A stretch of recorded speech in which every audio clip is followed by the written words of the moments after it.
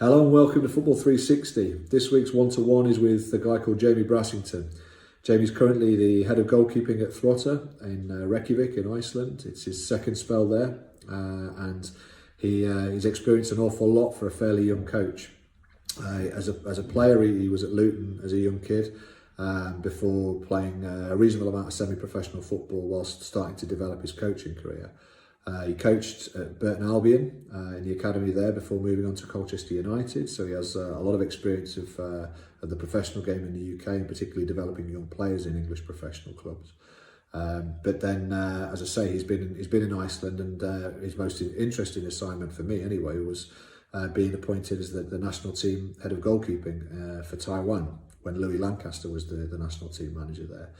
Where he had to deal with a number of barriers, including the language barrier, including some cultural challenges.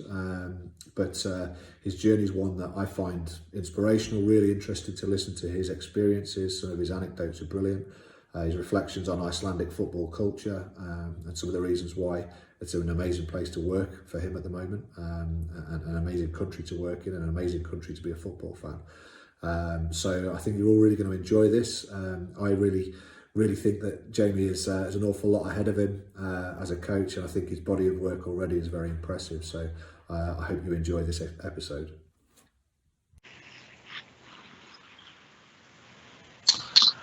Welcome to the second edition of Futbol360 for this season. I'm delighted to welcome Jamie Brassington onto the show. Hi Jamie, how are you doing? I'm doing good. How are things with you? Good, thanks mate. Not too bad, not too bad. We haven't started football here yet, but getting pretty close to it. So yeah, anticipation is near peak level now, to be honest, for me. So good stuff. So right, I'm going to go straight into it. Ask you 3 or 4 questions just as an icebreaker, a warm up if you like. Yep. So to start off with, your favourite player ever and why? So being a goalkeeper coach, this might be a bit of a surprise to you, but Alan Shearer is my favourite player. Obviously, growing up watching him, Blackburn, Newcastle. I just used to love the way he played, and for me, he was someone I've always looked up to. So yeah, I just thought he was a fantastic role model for people to watch. Good. You're the first one to mention Alan Shearer, but I think there's pretty good reasons there, so not bad. Okay. Secondly, your favourite team ever. So not necessarily a favourite club, but the favourite team that you enjoyed watching. The favourite 11 players. Obviously, when Mourinho first went to Chelsea, enjoyed watching his teams there. It was something different for me. I think I like the way he sort of personified that team, the way they worked, what they achieved. Obviously, conceding so few goals during the season when they won the league as well. I'd say they're up there, and obviously Barcelona. During the times of Guardiola when they were winning the Champions League, I think they were just fantastic to watch. Yeah, two slightly opposing kind of styles of football in some respects, or different approaches, but appreciate them for different reasons. 100%. For me, there's more than one way to play, and I think if you're a master of either one, then you deserve the credit that you get for that. Brilliant, great answer, nice one. Okay, a little bit left field this one, but along a similar theme as we were talking there with the 2 managers. So. There are 2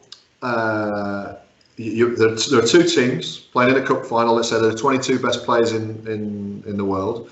You're the chairman of one of those teams. You have to pick a manager to get you a result. So not to build kind of an ethos, not to build from kind of the foundations upwards. Literally just to take that group and have a mini camp and then win that game. So from a tactical perspective or whatever it takes to get over the line and win that game, who would you choose and why? I think I'm choosing Mourinho. He won obviously the Champions League with Porto. He's gone there with Inter and delivered with Inter. Managed the best clubs, managed the biggest players. He knows what it takes to win on a big occasion. So for me, I'm taking him all day. Love it. You're not the first person who said that, that's for sure. And with good reason. Okay, final question. Tell me and tell our listeners or something about Jamie Brassington that not many people will know. So it could be something completely left field, outside of football. Yeah, tell us something out there that's a little bit different about you. To be fair, not a lot of people know a lot about me anyway, so this should be. But yeah, from a very random point of view, I had when I was at school, I was probably like 12, 13. I actually had a story that I wrote for my English paper published in a book. So I'm Wow, theoretically a published author. Very good, very good. What was the story about? It was about Hercules. Okay. We had to make some up in just a short story, about a page long. It just went into a book with all of the kids through competition, and yeah, mine was selected to go in. Nice. Okay, so you've got something to fall back on if football doesn't work out. Yeah, I don't write that much these days, so hopefully not. Cool. Okay. Awesome. That's a really nice start. Okay, let's go into it. So, obviously, you worked in Burton's Academy for a while before going out to Iceland. Yep. I want to focus on the change that you experienced. You know, the experience that you underwent in that move, the realizations and kind of the stuff that you needed to adjust to in Ireland. We've had some great conversations over time about your experiences there, and I really want to get some of those out and share them with a wider audience, because I found them incredibly interesting. So can you tell me a little bit about, I mean, first of all, first impressions when you got to Iceland, and then how kind of life grew on you a little bit there, and how football and the changes in kind of or the differences between the UK and Iceland, how they kind of occurred to you, and how you processed that. Yeah, so I arrived in Iceland in March, and there was snow covering everywhere in the sort of 45-minute drive from the airport into the city where we're based. And obviously back home, snow, and there might be 1 inch of snow on the floor, and sessions are getting cancelled. Yeah. I was chatting with the manager on the way in, like, is this normal? He's like, yeah, we just keep going all the way through here. And I was like, okay. Got to the training ground, and I was fortunate enough, after about 10 minutes of arriving at the training ground, I was in my first session. The manager had a one-to-one with one of our centre backs who was getting back fit. At lunchtime, he come from work, and did an hour and a half's training on his lunch break, and then went back to work. And so straight away for me, just the dedication of people over here towards football and their love for football was Nice. a massive, like, eye-opener to what I was to expect, really. Obviously back home, the love of football's high, and obviously you've got all the professional leagues, but it is massively rivaled here. Everyone I've met has a football team or enjoys football. There might be a handful of people that I've met that haven't believed in that. So yeah, I just think the love for football here has totally eclipsed everything I expected, and I think to a certain extent at times they are more passionate about their development as a person, as a player, than maybe what some people are back home. And why do you think that is? I think there's obviously Iceland's quite a developed country, but there's not massive opportunities for people over here, and Sure. I think they do see football professionally, whether it's in England, Germany, Spain, Sweden, Norway, Denmark. There's a few guys playing in Russia. I think they see it as a viable career and a way to go and further their lives, see the world, and then come back after they've finished playing. Yeah. Okay. And I mean, what's the competitors in terms of other sports over there? So there's a handball league, there's a basketball league, and then there's football. They're the big ones, and then there's, like, for the girls, there's volleyball. They do have a bit of ice hockey here, but I don't know a lot about that. So yeah, I would say for me, football's probably by far the biggest sport. Yeah. But handball and basketball are also massive, and it's really interesting to see sort of the mixture of people that will support every team at one club. So whether they've got just the football, the basketball, and the handball, yeah, that's your team, and you support them, and there's sort of a sense of a whole club feel rather than a football club feel. Yeah. But the football, for me, from what I see on TV and the TV programs, football's massive. Football's king. Yeah, I mean, I certainly experienced that here in Spain. You know, you think that football in the UK is king, or is the most popular, is certainly, you know, takes up the most column inches and the most media space. But I wasn't completely prepared, if I'm honest, for what I saw when I got here, which wasn't so much about the participants, the traditional participants, the age groups, the coaches, whatever, because I kind of expected all that. But it was more about the people around on the periphery. So, you know, when I walk down the street on an evening and I look into people's front rooms, everyone has football on. I mean, I think in the UK, you know, I don't know, let's say, an old couple watching the television, they might have EastEnders or whatever on, but here it feels like there's not a chance that anyone would have a soap opera on if there was any game on TV that could be watched. I mean, any game. Yeah. It really feels like it remains a passion and it remains such a part of the culture rather than just, I guess it's, the commercial. We could talk all day about the money in the English game, but ultimately that's part of it, right? Mm-hmm. Yeah, so a great example last night was we were looking at possibly moving our training session because the women's national team had a game. Yeah. So we were going to move it so the girls could watch the game because some of them they wanted to watch it. Awesome. We couldn't do it, so what we ended up doing was watching the second half, and there was probably 15, 16 girls from our under-14s team that were in there watching the game on TV.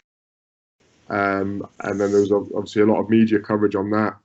The football website here was covering it, and it was quite a big deal. So, and then they had a game the other day, and it was exactly the same. And there's sort of very little difference between the coverage of the men's and the women's. Yeah. There's the national teams playing, whether that's football, whether it's handball, I don't know as much about basketball, but definitely handball. Like everywhere sort of just stops, and we must watch our country play and passionate about their country succeeding, which for me is great. And I've adopted that mentality, and and there's one of my national teams now. Brilliant. I mean, it must be really refreshing as a coach, working full time in the game to be, to be in that situation, because I think football gets criticised a lot by society in the UK, particularly, probably less so over here.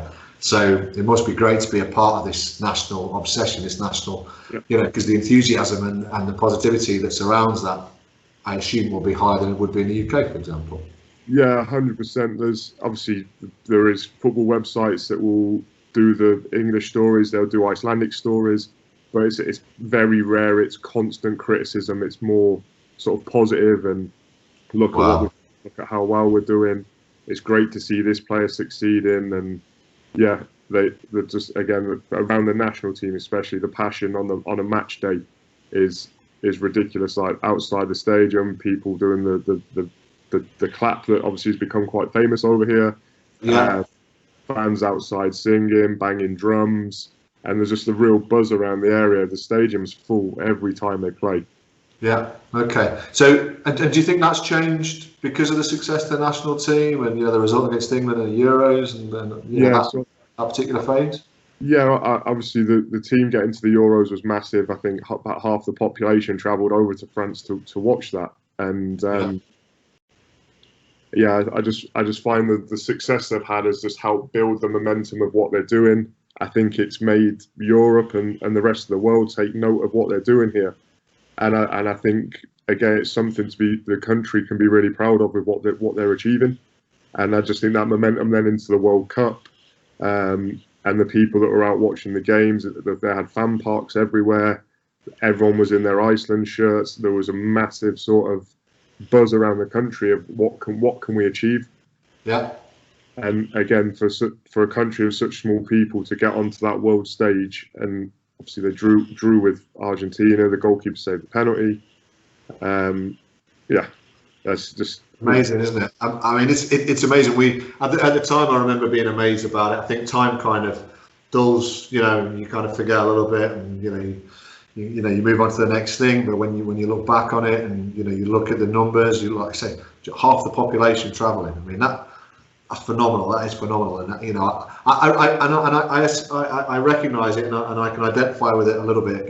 Growing up and coming from a small island like Guernsey, there's only 60,000 people, so a much smaller example, and obviously being involved, playing and coaching and managing, the pride and the national pride in a small nation is accentuated, is magnified.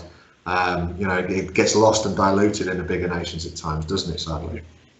Yeah, 100%. And like I just said there, like we would go out and watch the games with Icelandic people. Would either go down to the fan park. I've been to a couple of games here, and just the passion they have. Because of the small population, it's sort of like a club team when they play as well. But everyone has shared passion, and it would be like going to watch, I don't know, a League One, League Two club where obviously you get more local supporters going to them games. Yeah, sure.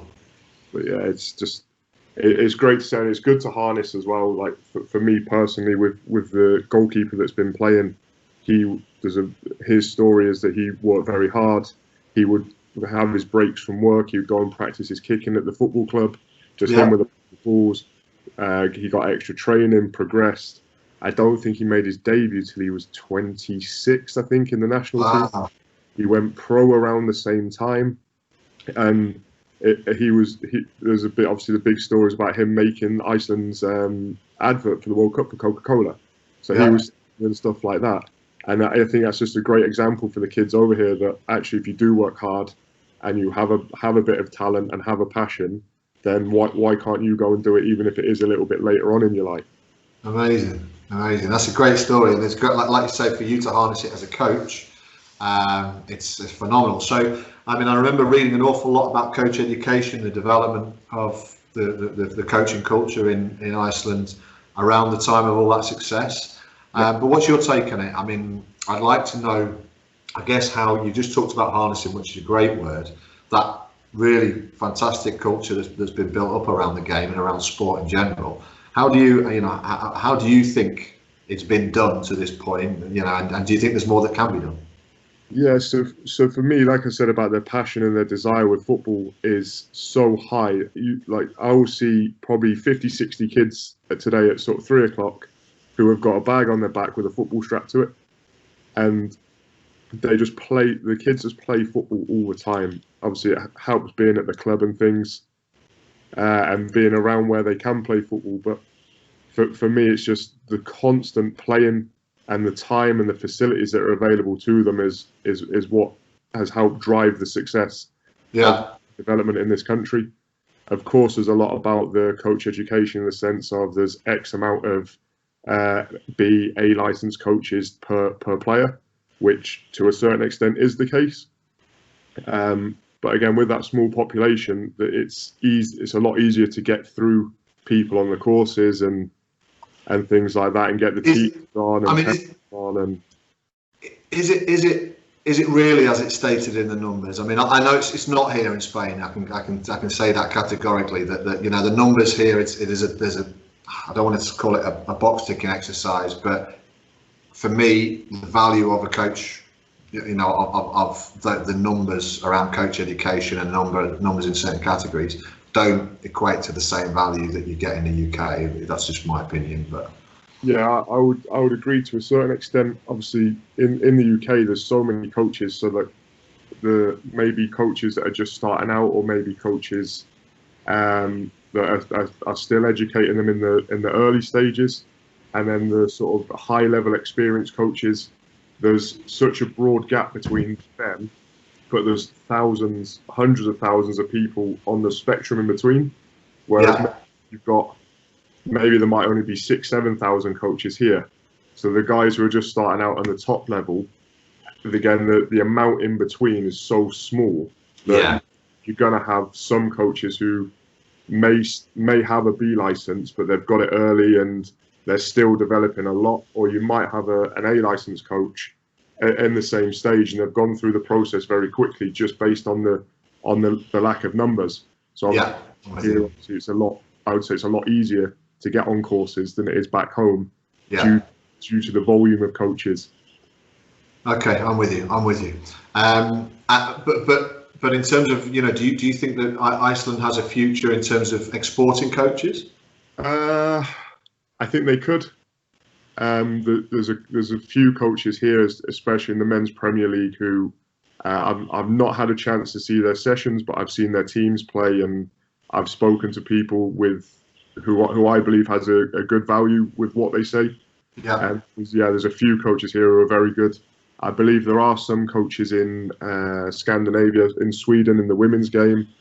There was a few Icelandic guys that went out to China, and they're working with the Chinese national teams in the women's section.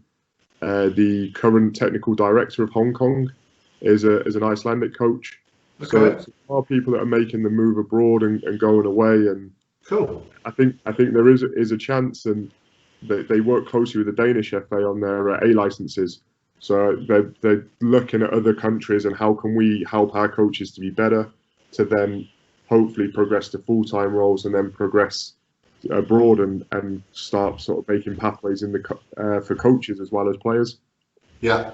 Okay. And to flip it, how do you see the influence of British coaches over there? I mean, you're one of a small band, I would suggest over there, and there's quite a lot in other Scandinavian countries as well. But how do you see your impact? What are you bringing to the game? I just feel like as British coaches and the guys I know worked in England, worked in Ireland, worked in America and things. I just think it brings a little bit of a different perspective on how maybe the game's played or how to conduct training sessions. Yeah. Especially from a coach ed side of things. Sure. And then the other one for me is how can I put this in the best words possible? I just think for me personally, working with Burton and Colchester, I've had that first-hand experience of working in an academy, working with an under-23 side with players who are getting first-team games in League One, League Two. I think you've got a bit of a better understanding than what maybe a coach with the same sort of age and coaching years I've had, of how can we help develop this player to maybe sell him abroad or to make him a first player. Of course, as coaches here, we've worked with kids all the way through, and they're playing in the Icelandic Premier League, which is a good standard, and that's obviously a different skill set. So I just think that knowledge you can bring from other people you've worked with back home, and knowing what sort of it takes for professional players, I think that's what we can add to the game over here. Awesome. And I mean, so do you think there's more? Do you think that's likely to continue? That trend is going to become more. You think there's space for more, or does Iceland need more coaches to assist with that process? I wouldn't say there's a massive need for it, because the numbers of players playing abroad, the amount of players that are getting sold from Icelandic clubs into Europe, it's quite prolific. It's so high. Like talking with one club, and they're pretty much getting 2 players a year sold to clubs in Europe, which productivity wise that's outrageous that you're making money off 2 players a year. And like, these boys aren't going to like random clubs. They've got one lad who went to Ajax, so there's an Icelandic lad playing for Ajax's youth team at the minute. They've got players in youth academies in Serie B. Like I said, they've got a lot playing out in sort of Norway, Denmark, Sweden. Runason's obviously just gone to Arsenal. He started off playing in Iceland, so obviously, and then obviously you've got the big guys that are playing out there. So I don't know if there's a massive need for it as such, but I think it's good to have. So I think it's always good to have a mixture of maybe local and foreign, whether that's players, whether that's coaches, and I think that's beneficial no matter where you are in the world. I agree. Good answer. But that like you say, the numbers are if they're exporting, that percentage of players out of their total pool, you've got to look at it and say they're doing a pretty good job. The club who I was like sort of referencing there, they sold a goalkeeper to Brentford. So I think that was 2018. So we actually played against him in his last game. So we played him in the first division, and then a week later he's getting his medical at Brentford, and he's played in the championship for them. He's been out on loan. And so it doesn't matter what position they're playing, doesn't matter where they come from, whether they're from the city, whether they're from a small town, the players are getting opportunities, and that's a credit to the clubs and the players themselves for what they're doing. For sure. Cool, great stuff. Okay, I want to bring the conversation on a little bit to specifically goalkeeping, because you're the first goalkeeper that we've had on here.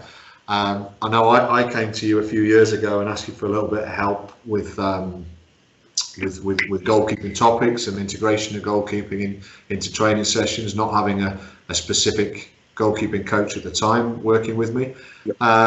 So tell me a little bit about your views, I guess, on how that particular topic has developed in the last year, in your time in the game, because I know, if I think back to when I played or whatever, the goalkeepers were largely, everyone knows the story, but they were stuck out either, working on their own or working in pairs or whatever. pretty much left to their own devices, and then brought in when either shooting or crossing or some activity that they could get involved in, and they would play an active part in, actually started. And these days it's a lot different. You certainly opened my eyes a little bit a few years ago on that. So tell me some of your views on that, and how do you see it kind of being applied?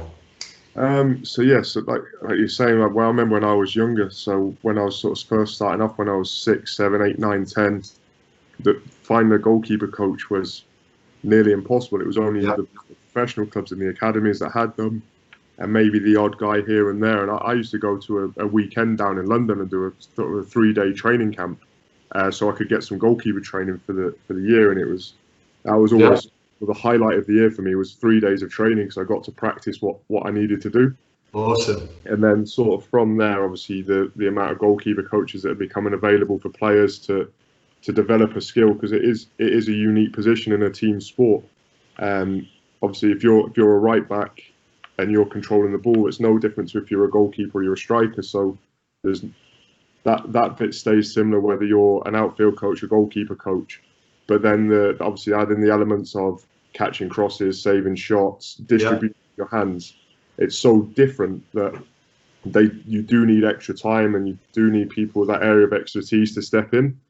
And so that side of things has grown a lot, as you just mentioned there, from back when you remember.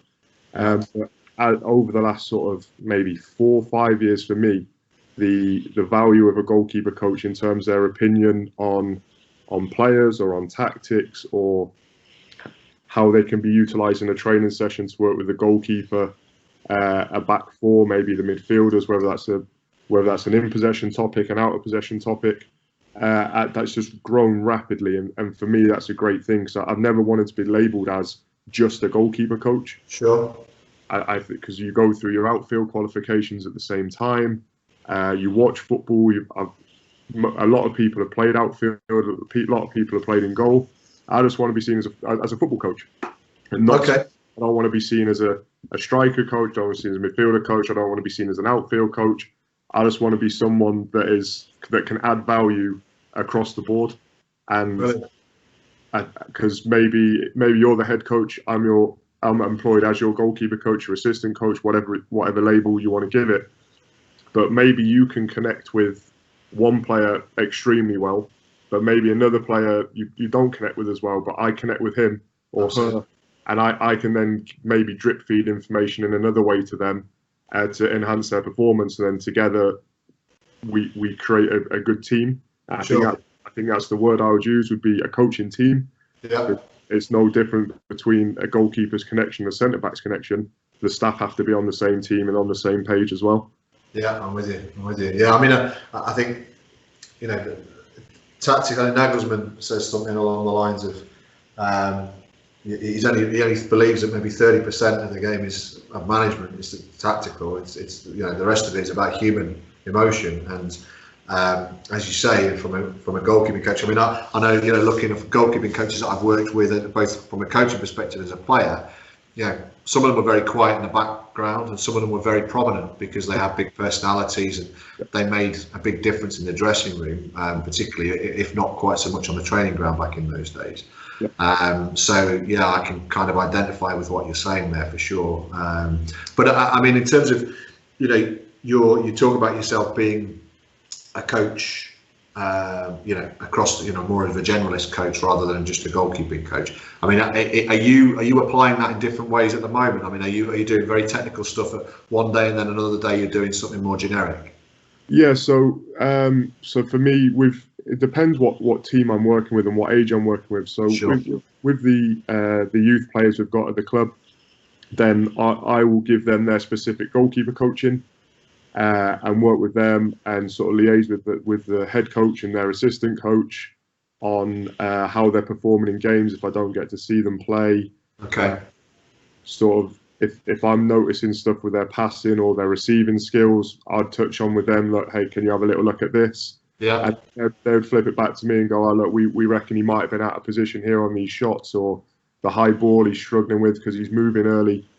And I think we have a good collaboration there, that I'll go and work with their technical and tactical stuff in and around the goal, because that is my for a lack of a better term, area of expertise. Well, that's your bread and butter, right? Yeah. But obviously, people aren't stupid. People can see, like, it doesn't matter what sort of coach you are. You can see if people are making mistakes. You might not be able to correct it, but you can identify their mistakes, and maybe someone else can help you correct them. Sure. So we have good collaboration there. And then with the seniors, especially with the men's side, we'd work a lot on set pieces where I would lead and the head coach would drip feed into that.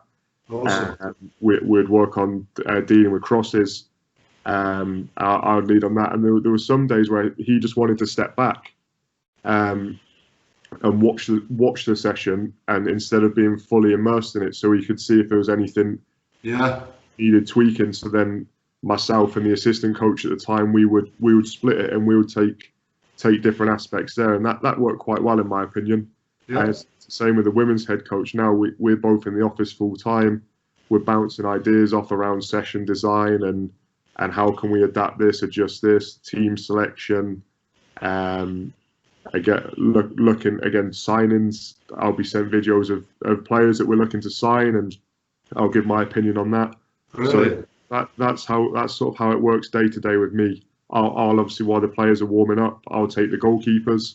If we've decided that the goalkeepers are going to be in the whole session, then I'll look at working with them in the game, or with them in the back four, and if we're playing a game or a phase of play, we'll schedule an extra training session. Okay. Like the girls here for us are excellent. Like some days, if the men have got a game and we can't get on the pitch, they'll train at 6 o'clock in the morning before they go to work and before they go to school. So we'll do a training session. We did one last Thursday from 6 a.m. till 7:30 in the morning, or 7 till 8, whatever it was. But they're more than happy to train and push themselves. And if players are giving that sort of commitment to their development, then we have to match that as a minimum. And I think collaboration is the best way to get there. Awesome. Wow, that's amazing. I mean, first of all, that you get that variety. I mean, it really sounds like an interesting role and a really enjoyable role, and that you're valued, and that you get to work with players who've got that level of motivation. And you don't have to spend your time working on quite so much of the psych and social stuff to get them to the level where they're achieving. They're hitting big numbers on those, because it's already there, so you can work on the technical, the tactical, and your craft ultimately, and your passion. So which when I come over and I first heard about this, I was like, really? Like we used to, I was like, that's crazy. We used to do like kids camps as well. Like, not kids, we'd have players come in, and this would be maybe April, May time, so that they're still in school. And for like 3-4 days, we'd put a little session on at sort of 7 o'clock in the morning for an hour.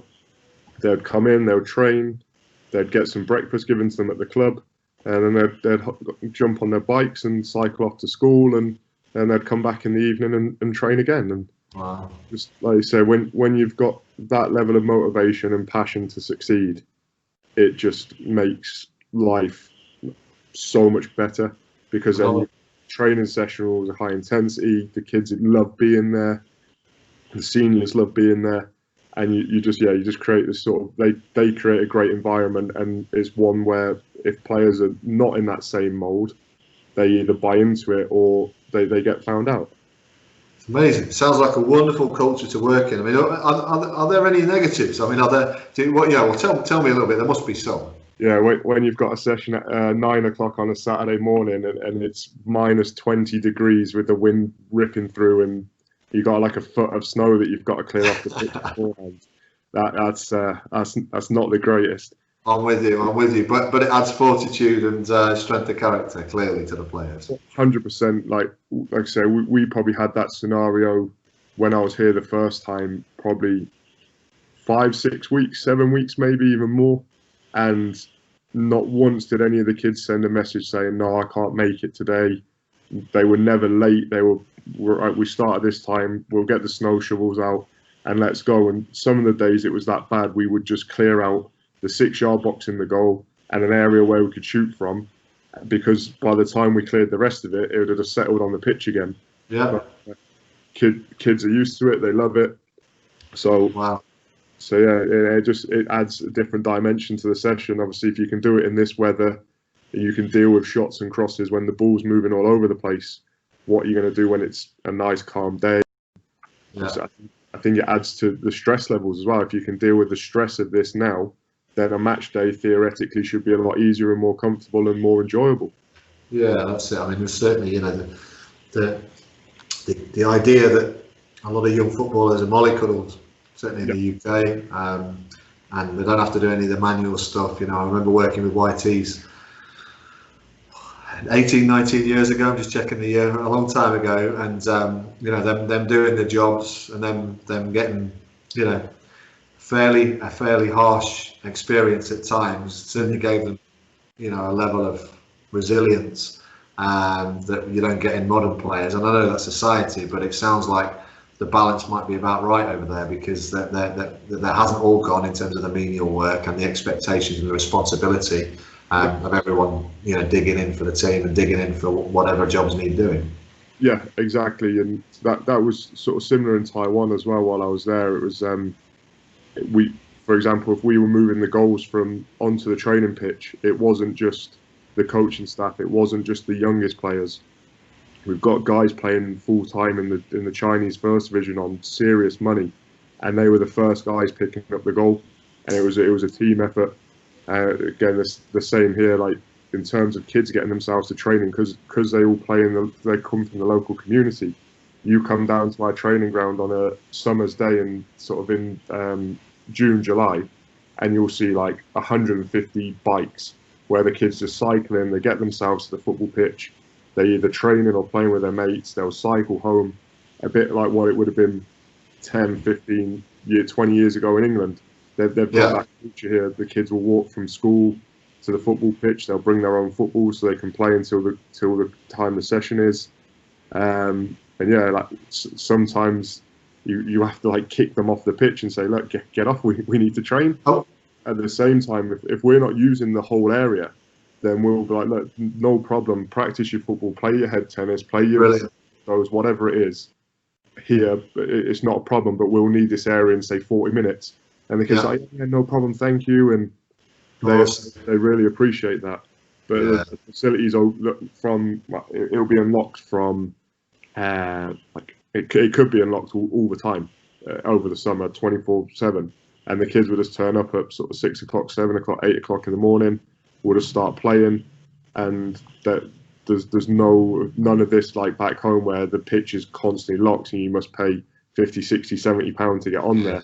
Yeah, it's just come and play, but understand that there are sessions on here, and you will have to move when the session's on.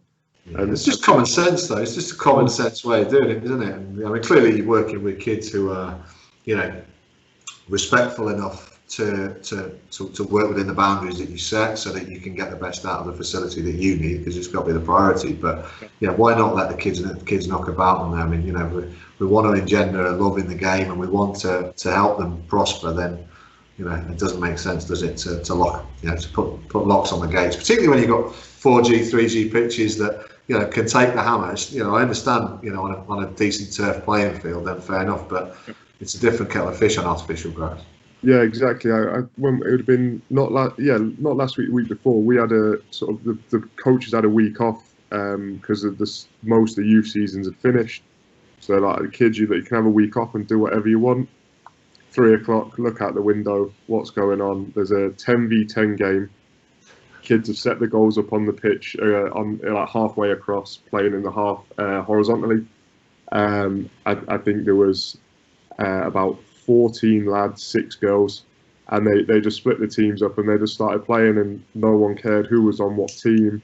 I think they were about 12, 13 years old, and they just went and played. And I was laughing with the women's manager, like, why are we actually here if the kids just do it anyway? They're probably having a better time than half the things, and they're going to learn so much, because they don't want to be rubbish in front of their mates. They want to be the best player, because if you're the best player, you usually get the most friends. People want to pick you first, and you're well liked.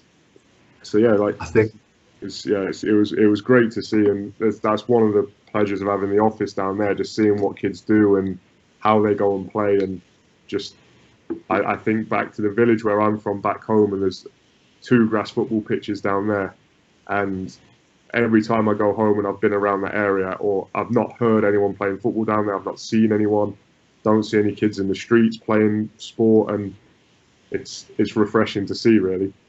Yeah, definitely.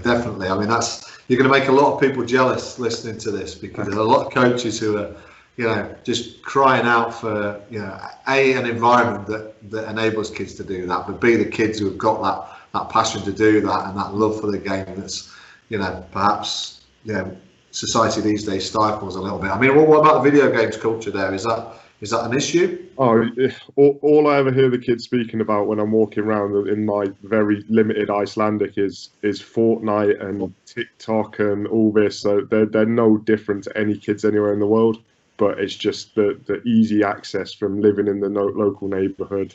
And again, the culture here for me on a whole is eating relatively well, exercise, being with your family, taking advantage of being outdoors and in the nature. And obviously, in the winter we might only get 4 hours of sunlight. So when it's 24 hours or 20 hours of daylight, make the most of it, and they do. And that for me is one of the things that I like about this country, and is why I enjoy being here. Good. Oh, that's brilliant. Absolutely brilliant, mate. Really, like I say, I'm quite jealous, to be honest, because it sounds like you've got an awful lot of ticks in the right boxes over there. It sounds amazing. Okay, you talked a little bit about Taiwan. Tell us a little bit about that. I mean, I'm particularly interested to understand. I mean, a huge cultural difference, obviously, from the UK to Iceland to Taiwan. Yeah. But more so the difference from club coaching to national team coaching and the training camp culture. How did you find that? Yeah, so like you said, the culture was a big shock. The furthest east I'd ever been was I had a week in Turkey on a training camp. So we were in the hotel, we'd go to the pitch and train, back to the hotel, gym session or a meeting, and we might pop into the town and have a meal in a restaurant somewhere, and that was it for a week. And so yeah, going over there was, again, it was a 16-hour flight, 8 hours into Dubai, 8 hours into Taiwan, which was a shock for me. The longest I've been on a plane before was 5 hours. Arriving, and the lack of English. In the city centre, everyone spoke English. Outside of that, it was very limited amounts, and that was a challenge, trying to order food, go to the shop, listen to what was going on. So you had that to deal with, and then see, as a national team, you only get together international breaks, which are March, June, September, October, November. So you only see the team for probably 2 weeks, 10 days, maybe 5 times a year. So going from coaching 6 days a week, probably 2 sessions a day, 3 sessions a day in some cases, to having no sessions for 2 months was quite a challenge, and it is one that I enjoyed to have, because it gave me a lot more time to focus on other areas. So planning, reviewing, analysing teams and players, and going to watch games and trying to select a squad. From that point of view, was something very different. It was good to have. And then, like I say, with the planning, you would only get maybe 3 or 4 sessions. So your planning and your session content, and how much you kept the ball rolling, and how much tactical advice you were getting across, and things like that, had to be spot on. So for me, it helped me that way, in terms of I wasn't just going from day to day to day, putting sessions on, and just going, well, some days you might, we'll just do this because it might be convenient. There, you don't have convenience. You have to nail it, and your session has to be spot on. And we're players who are competing at the highest, in my opinion, the highest level of the game. To represent your country and play for your country means it doesn't matter whether you're from England or whether you're from, if I take a small population like Iceland, it doesn't matter where you're from, you are still the best person in that position in your country. Yeah, massive privilege, That's an achievement. And playing against a team like Australia, who have got Premier League players playing in them, if you're not preparing, you're going to get beat 12, potentially 13, 14 nil. Not even going to get a shot on goal, not going to get out your half, whatever it might be. So I think they were the biggest differences of going in there. But the hardest one in going the other way would be connecting with players. Yeah. You don't see them very often. You're not with them in the morning. You don't see them at breakfast. You go, hey, how's it going? What are you up to? You just see them maybe at a game, and then you see them on camps, and that was why was that? Why didn't you get more downtime with them? Because obviously they were training with their clubs. Obviously, if we were going into clubs and it looked like we're favouring clubs, then obviously that's not a good position to put yourself in. I was quite fortunate because again, working there with Louis was excellent and his ideas were very good, and we come up with the idea to go into every club, or at least offer every club my services to coach their goalkeepers, because goalkeeper coaching over there is what England was like probably 30 years ago. Okay. Very, very few goalkeeper coaches. So we provided an option for every Taiwanese Premier League club that I would go and do a session and make it available for every goalkeeper from the league to attend. Okay. So I managed to build my relationship that way. Obviously, occasionally you'd go out and have maybe a meal with some of the players. But when we've got sort of, we had a boy playing for Crystal Palace in England. We had a boy playing in Canada. We had maybe 3 or 4 players playing in China.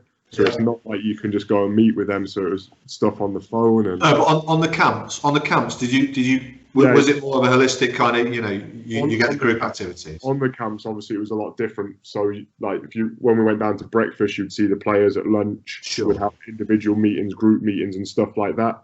But it's just nowhere near the same exposure you get on a day-to-day basis. Obviously, if you're working professionally at a club and things like that.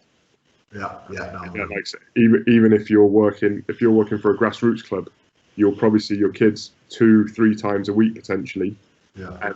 But that's every single week of the year. Yeah. So you can build them relationships, and you have a lot in common. The language barrier as well was also an interesting one. Yeah.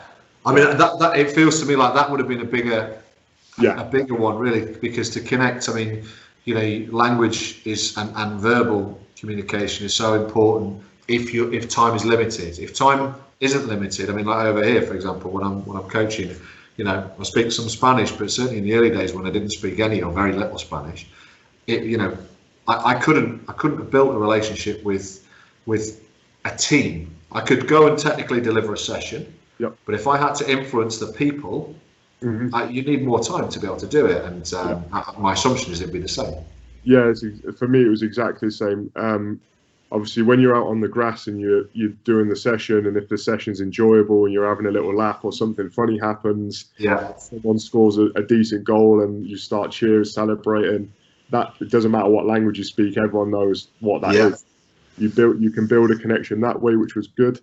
But obviously, at times, I would be trying to have a conversation, or Louis would be having a conversation, and we would say what we need to say, and then the translator would then translate it, but maybe wouldn't say it in the same tone or like whether we was excited, angry, whatever it might be. It would just be, right, I'm just going to translate word for word. So the player would be sitting there, they'd listen, they would then say what they've got to say back, and then it would translate it, and obviously takes twice as much time as well. So you might have 10-minute, 15-minute slot to talk to that player, but you're actually probably only getting 7 minutes of conversation in.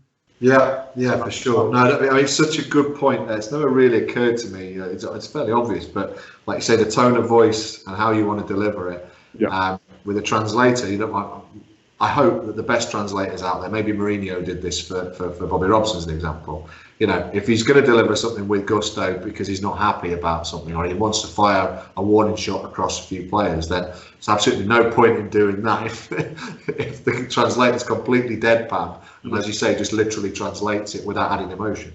Yeah, exactly. And one of the good things we did as well, obviously Louis and I spent a lot of time together over there, and we managed to talk a lot of football and about plans, and we would speak with the translators. Their English was fantastic, and we would just be like, look, if we shout, we need you to shout. If we say it in a joking manner, we need you to do that as well. Good. We would have conversations and maybe run through our sessions with whoever we were working with, so they knew what we were looking to get out. they knew what we were going to be doing next, and if they had any questions about what we were doing, they already knew what the answer was. So it weren't like in the session you would say, right, we're going to do this. What about this bit? They knew what was going to be happening, and so the basics they were able to deliver themselves. So just lose any confusion, and yeah, because that was the main thing. Obviously, when you're dealing with high level players, you need to know your stuff, and two, you need to keep them engaged. You need to keep challenging them, and if communication breaks down anywhere, then people start losing focus, and then you could potentially lose credibility. But unfortunately for us, I thought we dealt with that very well, and but the time over there was very good, and the goalkeepers, my Mandarin got a little bit better. I could say I could instruct a few things, and the goalkeepers' English improved as well. And between the 4-6 of them that we would have coming into the camps, they would be able to piece together everything that was going on, and it got to a stage where we probably only needed translation for maybe key tactical details, whereas demonstrations were good.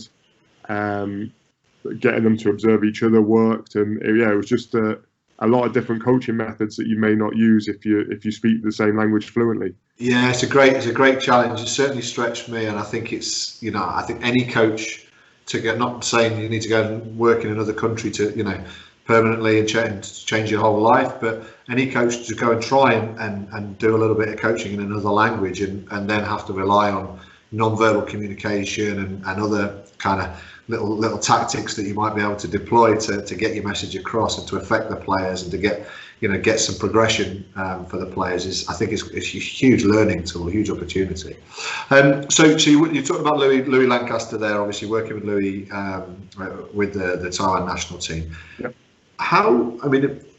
If you had that time again and you were in the hot seat and Louis, you were in Louis's role, how do you think you would structure it, given that, because your work day to day in Reykjavik is long term? You're looking at player development medium to long term, really, aren't you?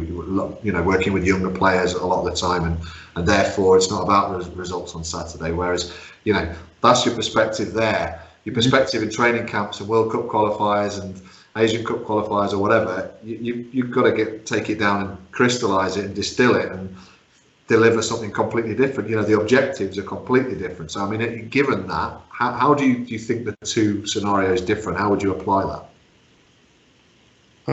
Well, if I was back there in his shoes, that's a very good question. I don't think I'd do a lot differently there, if I'm going to be honest with you, because we had two jobs basically. One was obviously to get results for the national team and try and progress to get into the Asia Cup and into the next stage of the World Cup qualifying and stuff like that.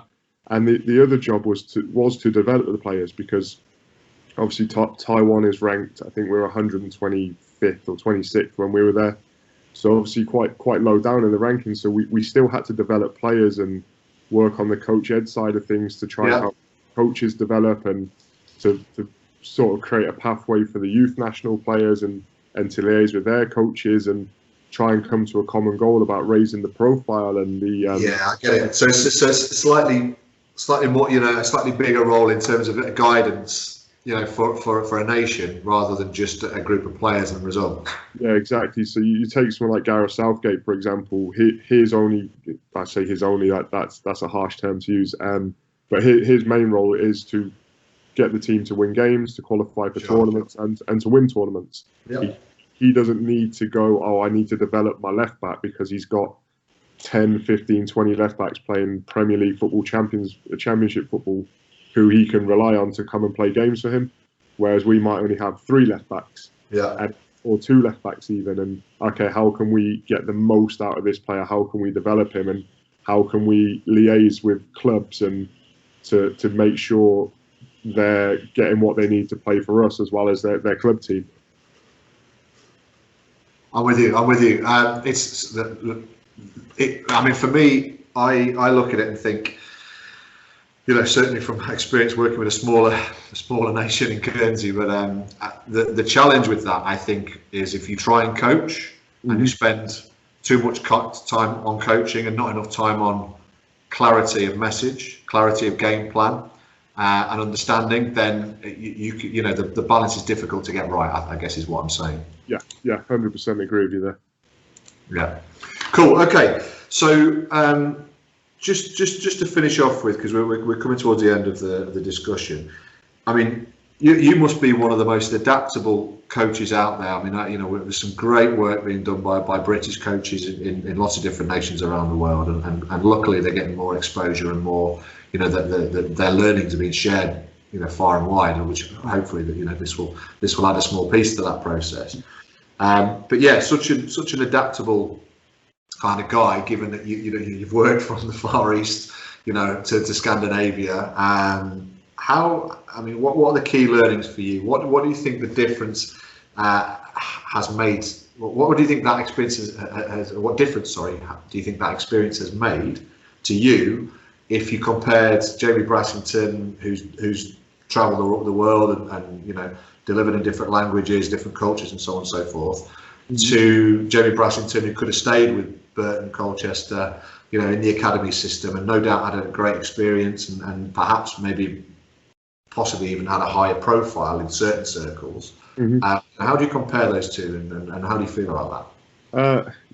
I had a conversation around this sort of the other day. I think it depends on like who the person is that's doing this. So for me, a coaching abroad was always something I wanted to do, because I like to learn new things. I like to visit new places. Yeah, part of a different culture. Because at the end of the day, football's football. Wherever you play, whoever you work in, it obviously is 11v11. Whoever scores the most at one end and stops them at the other is going to win games. Yeah. So on a purely football point of view, for me, it's not that different. Obviously, the standard of player or the standard facilities does change, but I just feel that it's like you said. I think adaptable is the big word. I feel that if you throw me into an environment, whether it's with a group of novice players or senior players, who might have 100 international caps, for example. I just think what you learn by coaching different people, how you can adapt to that situation, how you can identify their needs. I think my ability to do that has got a lot better than what I think it would have if I'd have stayed at home and followed that academy path. Working with seniors was something I've always wanted to do, but in the most sort of professional environments I can. And obviously the opportunity of working abroad adds to that value and adds to that opportunity. So I think me sort of being able to follow what I want to do was how that's helped me as well. And I would say it's made me a lot more happier than doing my coaching and stuff. Yeah. I was at Colchester. I was enjoying my job. I was working with great players. The staff there were excellent. Yeah, I've seen a lot. We had a great blend of just people who had come purely through the coaching background and just played sort of grassroots football, never really played any senior semi-pro stuff. We had guys that were scholars at the club who then dropped out of the game and come in coaching. We had guys who had won championship playoff final. We have guys that have played in the Premier League for many different managers. We had guys who played for their country. We had guys who played in European competitions. So sort of that blend of people and that sort of wide range of experiences, that was a massive help. And that was probably the biggest thing I missed moving here, because the experience of the coaches were very different. But yeah, their different experiences again was something I could learn from and take from. So I just feel that again, the amount of people that I've met and that again's opened up my eyes to different ways to work, different ways to connect with players, stuff that might be seen in England as, oh no, that's a big no, you can't do that. Here, for example, it's no problem. Asia was pretty similar as well. Like Taiwan and Iceland are very similar, but and I know that sounds a very strange thing to say. But yeah, so going from there, the transition and sort of what I could pick up from there has just accelerated my learning to a level that maybe it wouldn't have happened if I'd have stayed. It might have, I don't know, but yeah. Like I said, I think that the most important thing for me was being happy, and if I'm happy, I'm going to be giving the best every day to the players I work with. because they're the people that matter the most. Yeah, I'm with you. I mean, you come across as a much more assured coach. I think in the time that I've known you, what you've added and the confidence that you have, because it translates into confidence, I think, doesn't it?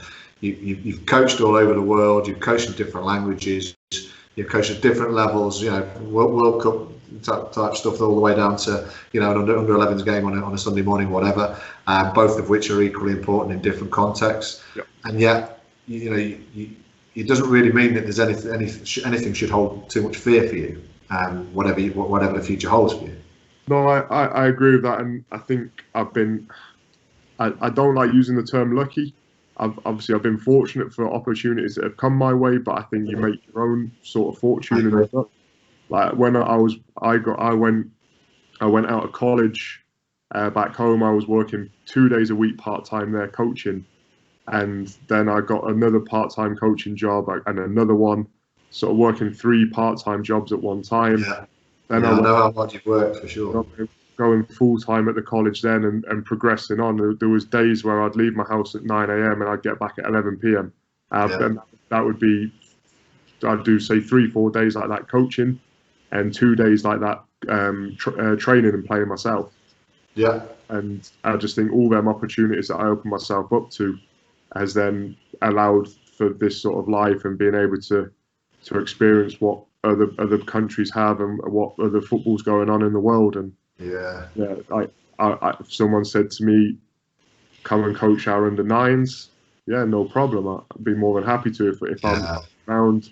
And I would actually, coaching a group of 6-year-olds, I would find more scary than going to work for Barcelona or someone like that. I am with you 100%. I mean, seriously, that's Lions Den stuff for me. That's a real challenge, and it takes a particular skill set, and doing it can add layers to your coaching capability, without a doubt.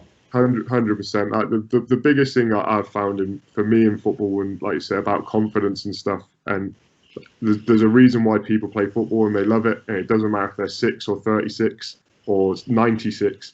They love it because that's the game they fell in love with as a kid. Yeah. And again, stealing this from Louis, we were always looking at, can we bring out the kid in everyone that we're coaching?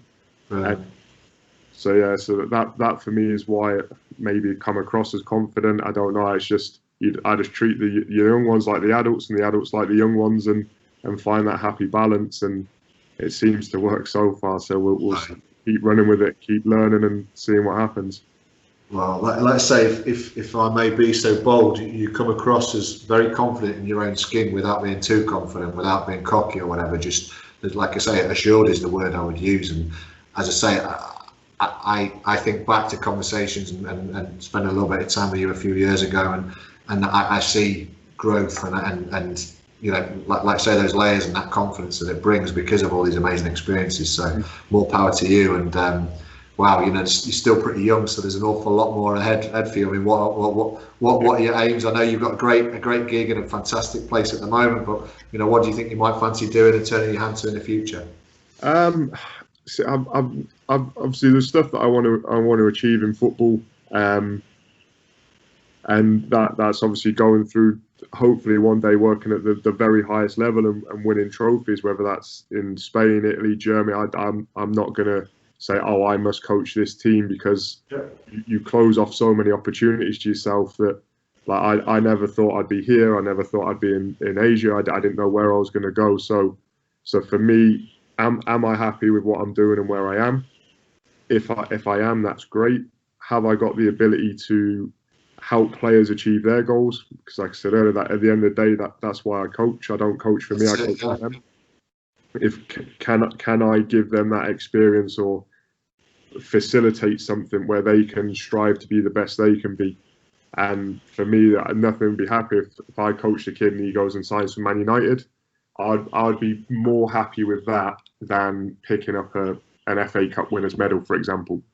And so in terms of that, it's just about the happiness for me really, and see where it goes. I wouldn't rule out anywhere. Obviously, I don't fancy going to war-torn countries, but but you never Yeah. know. It could be an amazing opportunity to work with some great people, and you don't know these things till you try it. And Awesome. my immediate plans is to try and help the team I'm working with stay in the league. 'Cause if we do that, that'll be the first time they've ever survived in the Women's Premier League over here. Yeah. So that's a great achievement for the club and everyone involved. And then I'm contracted here till December, and we'll see if something comes in here. Then that would be fantastic. I'd love to stay, but obviously with the COVID situation and finances and all that sort of stuff, it's a bit up and down at the minute. So no one knows what's happening. Of course, yeah. Cool. Okay. Well, Jamie, I'm going to wrap it up on that note.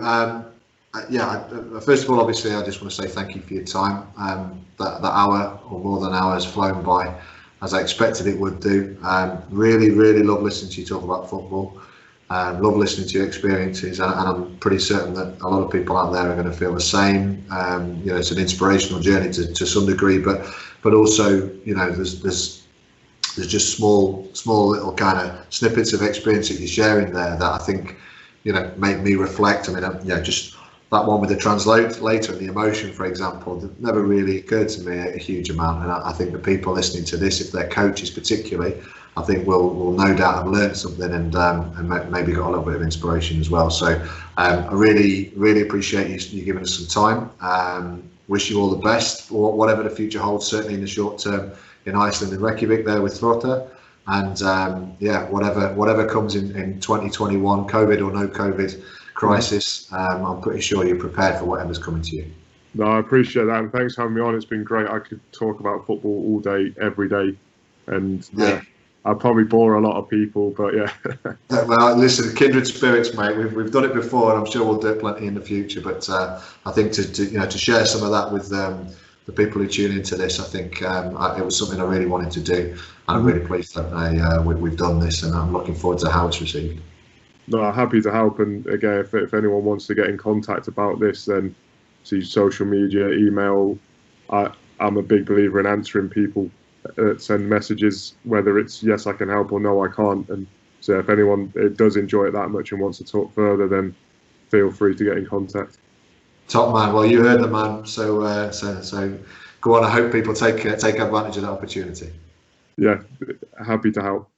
Good man. Good man. Okay, Jamie, all the best, pal. Thanks so much. Cheers. Thank you. Take care, pal. Bye-bye. Bye.